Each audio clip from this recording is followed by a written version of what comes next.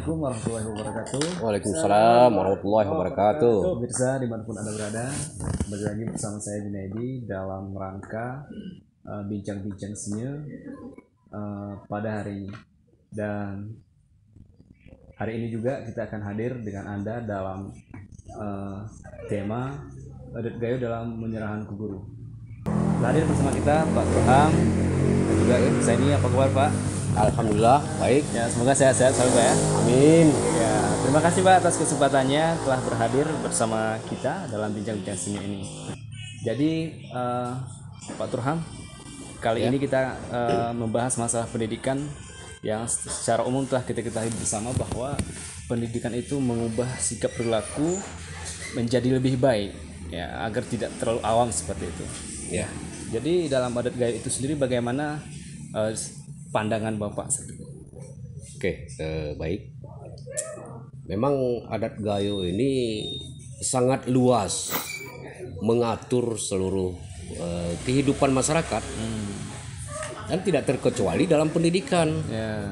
Itu satu poin yang perlu kita ketahui sebagai generasi muda. Kemudian adat gayo ini sendiri kan kita tahu bahwa dia sudah mengalami asimilasi dengan ajaran Islam. Ya. Maka dalam pendidikan itu dia erat kaitannya dengan Islam.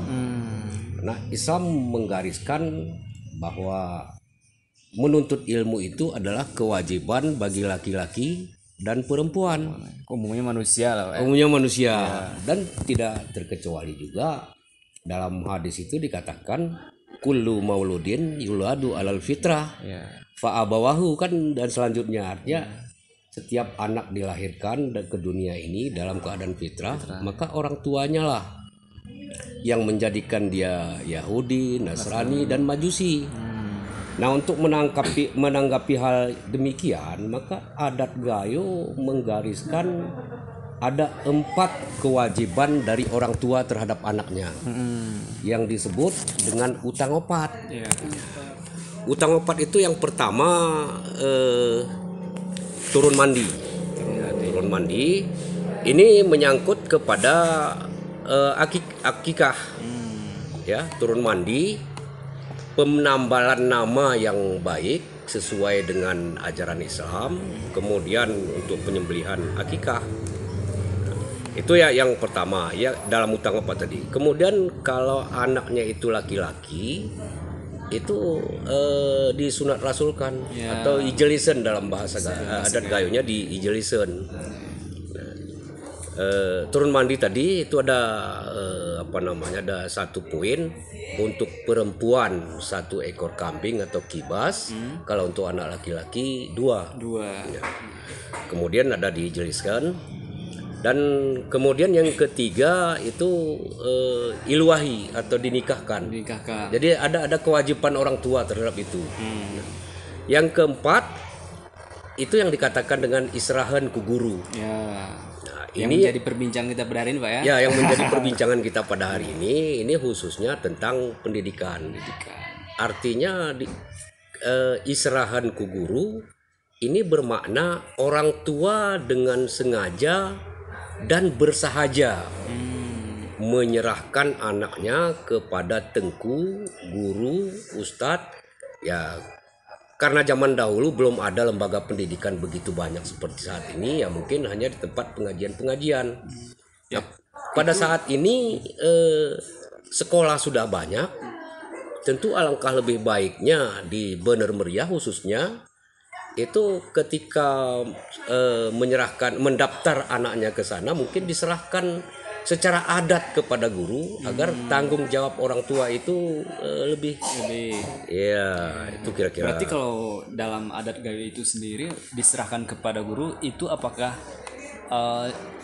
mau masuk ke pesantren atau barangkali mungkin dulunya karena memang agak terlalu lama di masa lalu, sehingga mungkin ada daya diserahkan kepada daya sendiri seperti itu. Ya, hampir semua lembaga pendidikan termasuk pendidikan silat pada zaman dahulu mungkin ada. Dulu ada silat, ada pengajian, ada belajar-belajar yang lain, termasuk karena keahlian dulu jahit menjahit, membordir ya. Kalau dalam bahasa Gayunya itu nayu, artinya merajut untuk menjadi tikar ya. Itu juga diserahkan gitu.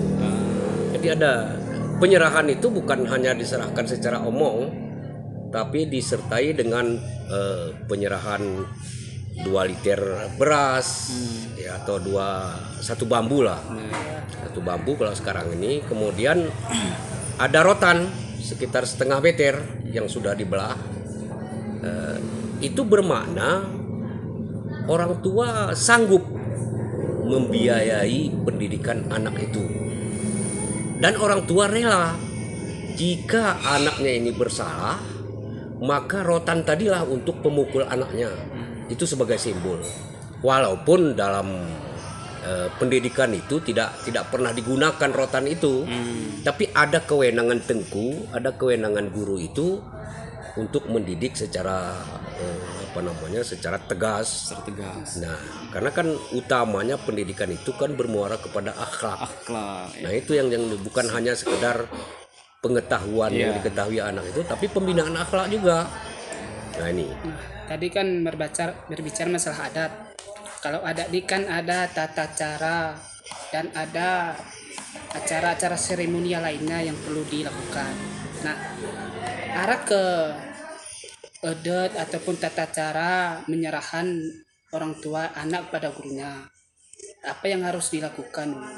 Ya, artinya tadi saya sudah katakan bahwa dalam menyerahkan ku guru ini memang secara sengaja dan bersahaja dengan memenuhi beberapa kriteria atau ketentuan atau syarat lah barangkali sekarang ini. Syaratnya tadi pertama membawa beras sekitar 1 bambu atau 2 liter. Itu bermakna beras ini mana itu? Bermakna orang tua sanggup atau mau atau mengakui bahwa biaya pendidikan itu ditanggung. Karena zaman dahulu bukan dengan uang.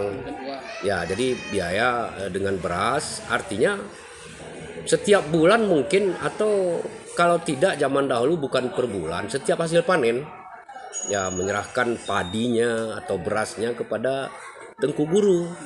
Kemudian membawa rotan tadi. Kemudian membawa bahasa Gayunya kunyit. Kalau di Indonesia kan ketan. Ini melambangkan agar melekat, karena dalam bahasa Gayo itu kunyit itu rapid. Ya, lengket. Jadi ilmu yang diberikan oleh tengku, oleh guru, lengket kepada anak. Nah, ini yang sekarang ini kalau kita lihat, begitu selesai dia pendidikan di sekolah, itu begitu kita tanya seolah-olah nggak pernah belajar. Berarti tidak lengket ilmu itu. Mungkin karena penyerahannya tidak secara langsung atau kontan. Apalagi sekarang ini dengan zaman model teknologi kan, ya mendaftarnya melalui online kan. Nah, ini juga perlu kita pikirkan sebagai generasi muda. Sekiranya dilakukan penyerahan anak kepada guru atau istirahat ke guru nih, kalau secara langsung oke lah kita lakukan seperti ini. Tapi bagaimana kalau secara online? Bagaimana penyerahan secara online? Nah, perlu pemikiran lebih dalam lagi kan. Kemudian selain itu ada ke ijab kabul, Pak, antara orang tua dengan guru. Setelah ijab kabul, ini keserahan anak kunir ini ke guru. Ya, itu memang ada. Itu memang dilakukan. Artinya sebagaimana halnya ijab kabul itu memang sangat utama. Karena itu penyerahan langsung. Ya, selain membawa peralatan tadi, ijab kabulnya juga dilakukan oleh orang tuanya sendiri. Kira-kira isi ini ijab kabul lain? Artinya tidak ada patokan secara khusus bahwa kata-katanya itu. Tapi intinya pada hari ini saya serahkan anak saya kepada tengku, kepada guru untuk dididik, dibina, dilatih, terutama tentang akhlak dan ibadahnya. Itu yang paling utama dulu. Karena memang dulu itu lebih signifikan orang memfokuskan hanya mendalami akhlak agama seperti itu Pak ya. Iya betul. Nah itu yang sangat dipentingkan dulu. Karena zaman dahulu siapapun dia, kalau memang akhlaknya kurang baik, tetap dianggap tidak berpendidikan. Walaupun dia dari mana pendidikannya. Nah itu kira-kira. Itu yang jadi patokannya Pak ya. Ya. Okay. Kemudian anak yang diserahkan ke Tengku Guru tadi, kalau sekarang kan diukur dengan usia 7 tahun. Tapi zaman dahulu enggak, harus diukur ini dulu. Sudahkah sampai ini telinga kiri? Nah itu ukurannya, berarti itu sudah bisa sekolah. Apa filosofinya Pak? Nah kalau itu artinya begitulah, sampai ke telinga ini, sampailah waktunya untuk menuntut ilmu di luar di luar orang tuanya sendiri. Tapi sebenarnya dari ayunan sampai kepada umur seperti ini tadi, itu orang tuanya yang mendidik di rumah. Orang tuanya yang mendidik di rumah. Jadi fondasi dasar itu orang tua. Orang tua memang itu. Karena kan katakanlah mendidik tidak secara langsung orang tua. Katakanlah umpamanya kalau maghrib anak harus masuk ke rumah semua. Kalau tidak ada di rumah itu ditanyakan oleh orang tua kemana. Kalau nggak jelas itu akan ada sanksi kepada anak. Ya bisa jadi dipukulin dia apa. Nah kemudian makan itu sengaja dibuat lesehan dan melingkar. Nah itu dilihat dulu, artinya ada rasa persatuan dalam keluarga itu. Ya jadi dilihat dulu apakah sudah lengkap anggota keluarga. Jadi ayah dan ibunya belum makan dan belum membolehkan yang lain makan. Jika ada satu orang lagi anggota keluarga yang belum hadir. Nah ini kira-kira. Di sisi lain memang makan secara bersama itu ibadah Pak ya. Ya. Karena kan gini, lesehan ini membentuk memang sering-sering berkumpul itu membuat atau membentengi si anak itu merasa memiliki dalam keluarga. Dan orang tua pun memang sangat peduli kepada anaknya. Ya termasuk kalau ada angin kencang atau hujan, itu langsung berpikir, ditanyakan kemana, si Polan kemana. Kalau begitu ada hujan nggak ada anak di rumah kemana. Nah itu langsung ditanyakan. Khawatirannya terus muncul. Ya.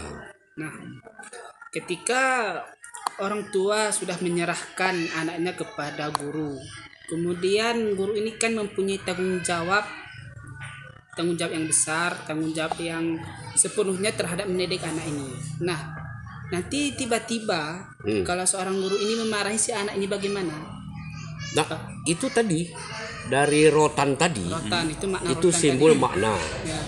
Dan orang tua tengku atau guru pada zaman dahulu itu, kalau sekarang ini ada ustadz, dia pun kalau memang benar-benar bersalah itu memang dilakukan. Karena kan pada zaman dahulu ya disebut mengaji. Ya. Itu datang ke rumah tengku, atau kalau paling besarnya itu doya. Doya datang ke doya. Doya apa joya? Joya, ada yang menyebutnya joya, ada yang menyebutnya doya. Nah, ke sana. Jadi lalu anak ini karena memang zaman dahulu tidak seperti ini ramainya, jadi nggak mungkin pulang anak ini. Pagi salat berjamaah bersama. Nah contohnya lah nih. Nah ketika anak ini terlambat bangun tidur, tidak ini langsung kena hukuman. Nah begitu artinya menegakkan kedisiplinan. Dan terhadap itu kalau anaknya melapor lagi kepada orang tuanya, saya kena hukum dipukul oleh ustadz. Kenapa? Gara-gara terlambat bangun nggak salat subuh. Orang tuanya lagi memberikan hukuman. Nah masalahnya hari ini kan lain nih Pak An. Hari ini kan sudah lain nih. Kalau ada guru memarahi anaknya, orang tuanya yang datang. Nah ini yang menjadi problem kita saat ini. Artinya masyarakat sekarang ini berpikir hanya pendidikan.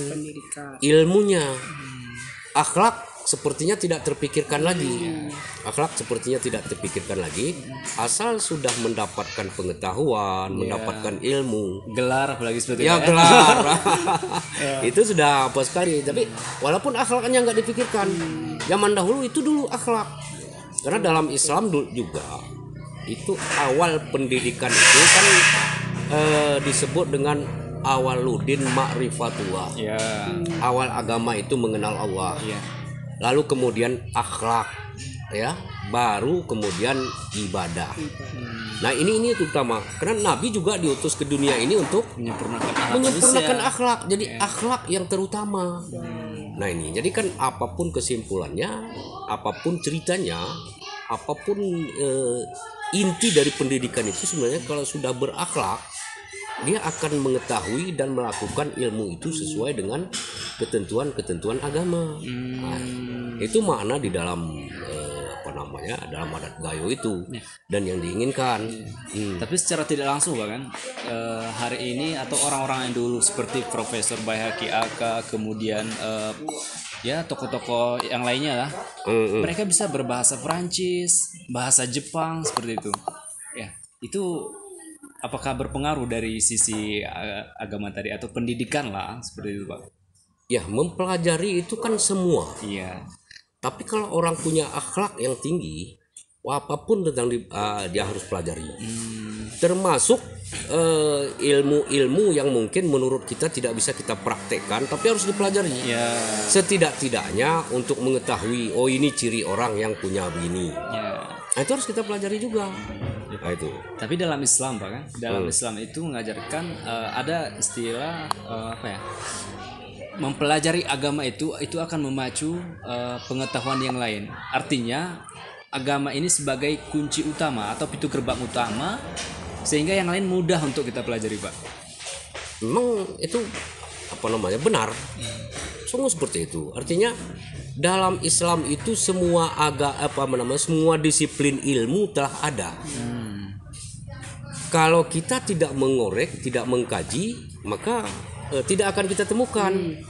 Ya, karena kita lihat dari zaman klasik, ya, penemu kacamata siapa?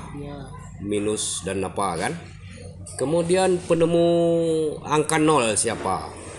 Itu kan dari pakar-pakar Islam semua kan, bahkan disegani sampai saat ini kan. Nah itu kalau kita lihat itu seperti ilmu kedokteran, ilmu, dan intinya di sana itu adalah ilmu filsafat. Nah ke sana dia larinya. Jadi dalam Israhan ku Guru ini intinya yang bisa kita ambil bahwa jika anaknya sekolah, orang tuanya juga ikut sekolah.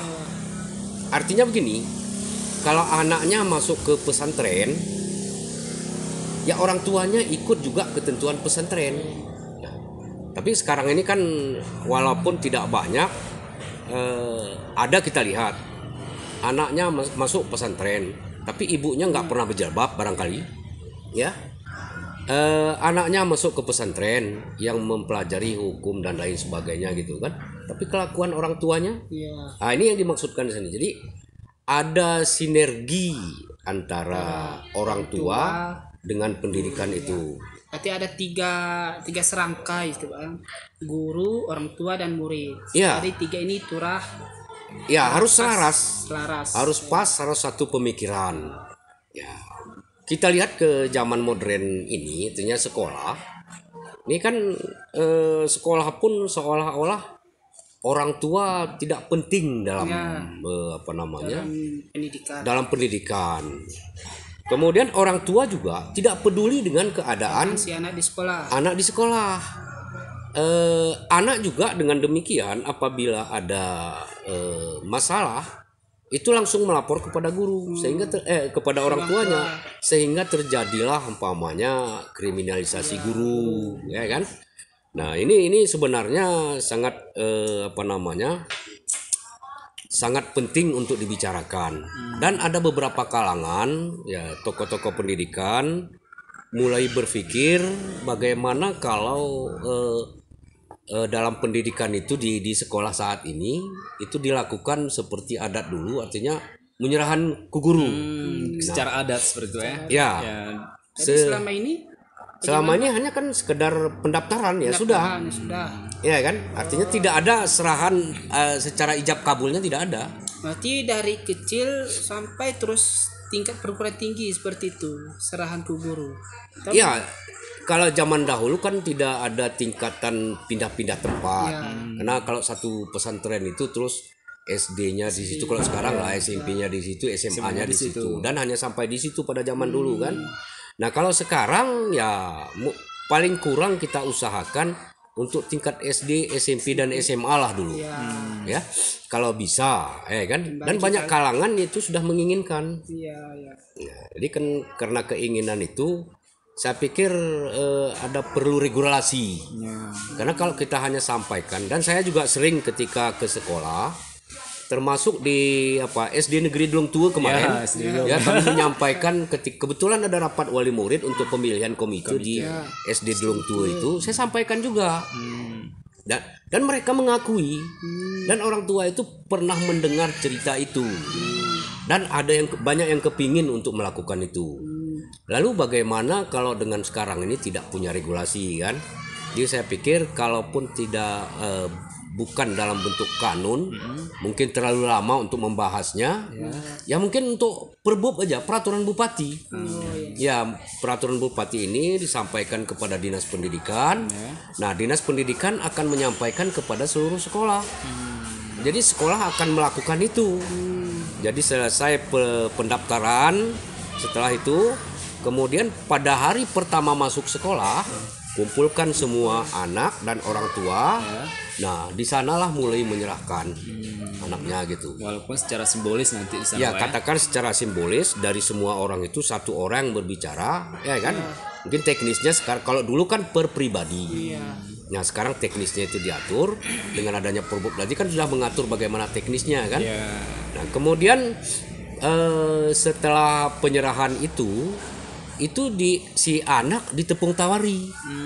Ya, menarik nih Pak ya. Ya, ditepung tawari, artinya resmilah dia sebagai peserta didik atau santri kah namanya di tempat itu. Artinya dengan semua terbuka, ustadznya terbuka menerima anak ini.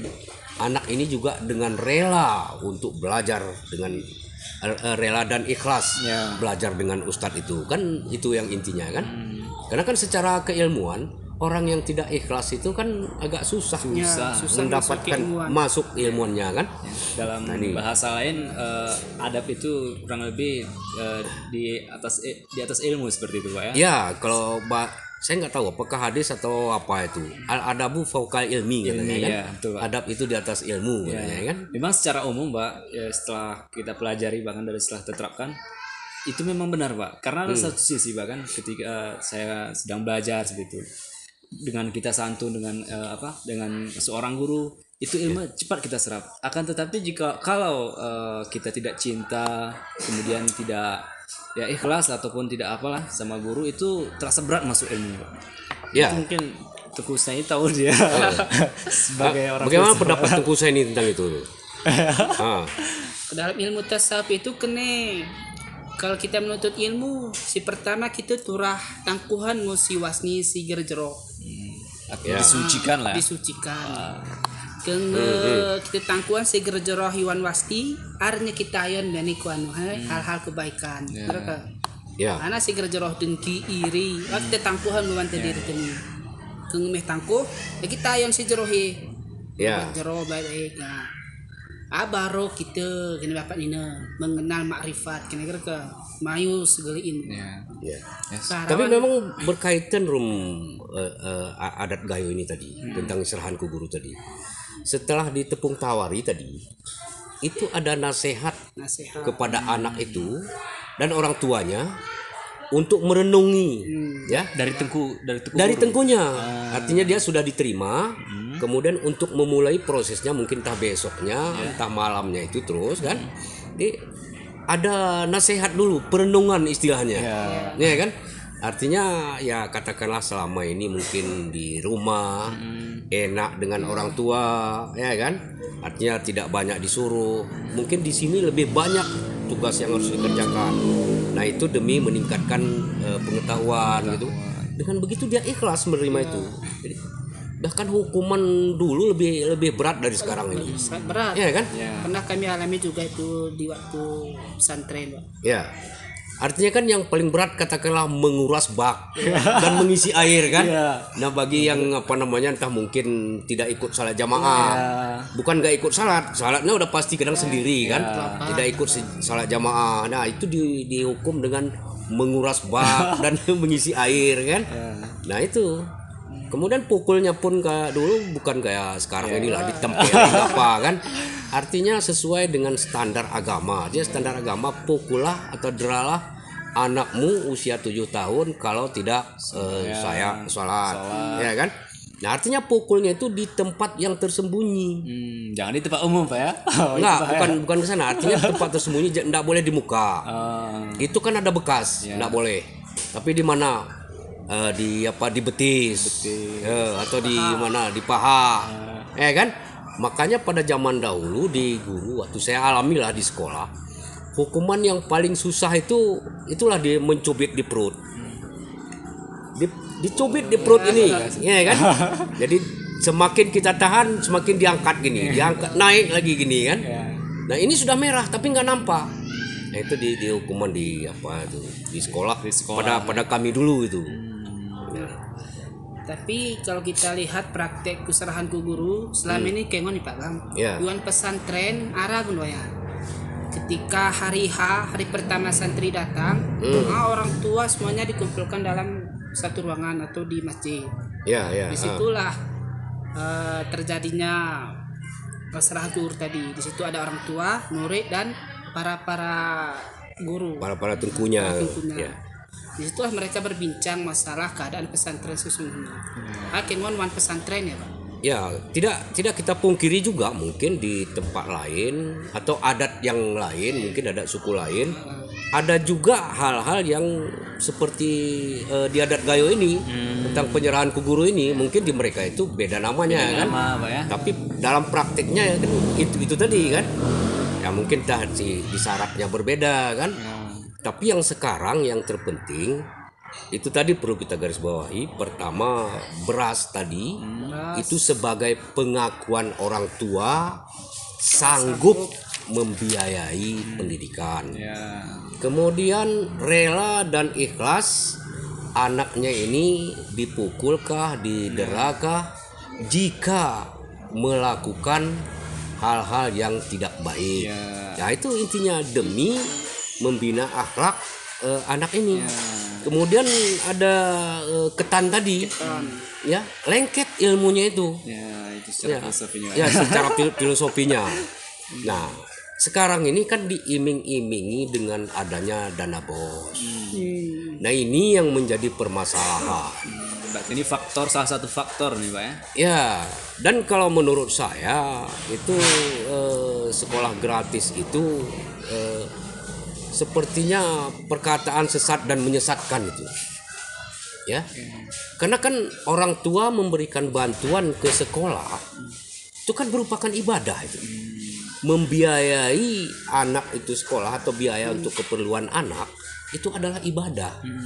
Nah, kita memberikan bantuan kepada sekolah, katakanlah uang pembangunan. Dibuatkan lokal untuk orang belajar. Nah, itu selama orang belajar di sana, semut pun berteduh di situ, itu akan mendapat pahala yang menyumbang kan? Nah, ini yang sudah mulai kurang pada orang tua.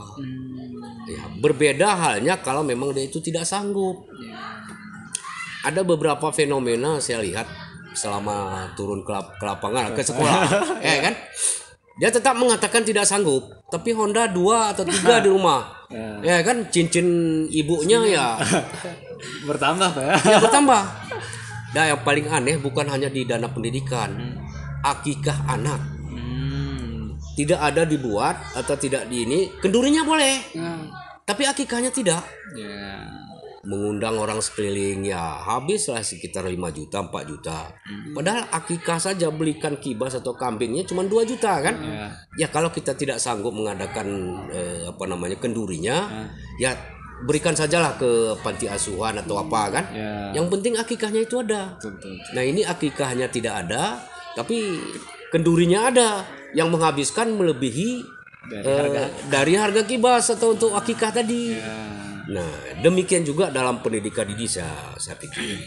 Artinya kalau diminta apa namanya, ya mohonlah bantu untuk keperluan pendidikan ini. 5.000 pun diprotes. 5.000 diprotes. Tapi kalau untuk hal-hal yang lain, katakanlah untuk pulsa orang tuanya, ya kadang-kadang 200.000 habis 1 bulan kan. Apalagi zaman sekarang Pak ya, butuh paket. Ya butuh paket dan lain sebagainya. Ya mungkin ini kemudian satu lagi mungkin di sekolah juga, kalau memang betul-betul orang tuanya itu tidak sanggup, nah ini kan perlu usaha dari sekolah untuk apa namanya, meminta bantuan kemana, apakah bentuk beasiswa atau apa kan. Nah selama ini saya pikir beasiswa yang diberikan itu banyak yang tidak tepat sasaran, banyak yang tidak tepat sasaran. Nah, ini. ya, mungkin di akhir cerita kita ini Pak kan. Ya, Di akhir cerita kita ini kita sudah berbicara panjang lebar tentang pendidikan dalam konsep adat Gayo, istirahat ku guru. Jadi kira-kira awalnya praktek ini tom hidah mulai Pak. Iya Gayo nih, istirahat ku guru istilah. Secara pasti tunnya aku pikir kingan. Dan banyak saya tanyakan tidak ada yang menyebutkan tahun. Ya, Tapi yang jelas begitu adat Gayo ini ditancapkan. dan sesuai dengan ajaran Islam, maka dalam pengajian kan mulai dibentuk pengajian, maka mulailah di sana untuk penyerahan. Karena semua lini kegiatan yang menyangkut diserahkan kepada orang dilakukan dengan ijab kabul, penyerahan zakat, ya kan, fitrah, penyerahan apa namanya, termasuk kalau orang lain mau kita suruh membuat rumah, itu kita serahkan secara adat dulu itu, kita serahkan kepada dia, ada ijab kabulnya. Nah, apalagi pendidikan begitu penting. Nah, tahunnya sampai saat ini saya belum temukan, dan banyak kepada tokoh juga saya tanya, itu tidak ada gambaran karena mungkin tidak berkaitan dengan sejarah untuk mencatat kapan memulai kan, padahal itu penting juga kan. Seharusnya Pak ya. Tapi Ya, dan itu menjadi bahan bagi kita untuk mencari tahu lagi kan, mungkin ada yang lebih ingat kan. Oke. Jadi itulah tugas dari Pak Junaidi ya Pak. Ya, Pak Junaidi mencari lah. tahu. tugas kita bersama. Ya, Karena sebagai apa ya pernah jadi bagian dari mahasiswa seperti Pak ya. Ya, cukup Kira menarik. ya. Mungkin ngono ya Dita. aku rasa seru nih ga ini mau pembahasan tuh kira. Mungkin kayak kemana berkembang arah ide-ide lain Ya, kita bisa. cerita dan lain enggak. Yang jelas hari ini Karab tetap terus kita publikasikan atau diskusi lah mengenai tentang budaya di masa lalu atau perkembangannya dengan sekarang. Jadi mungkin berkaitan rumah akhlak sini agak kuan aku. Jadi arah primestiku adat Gayo ini ya.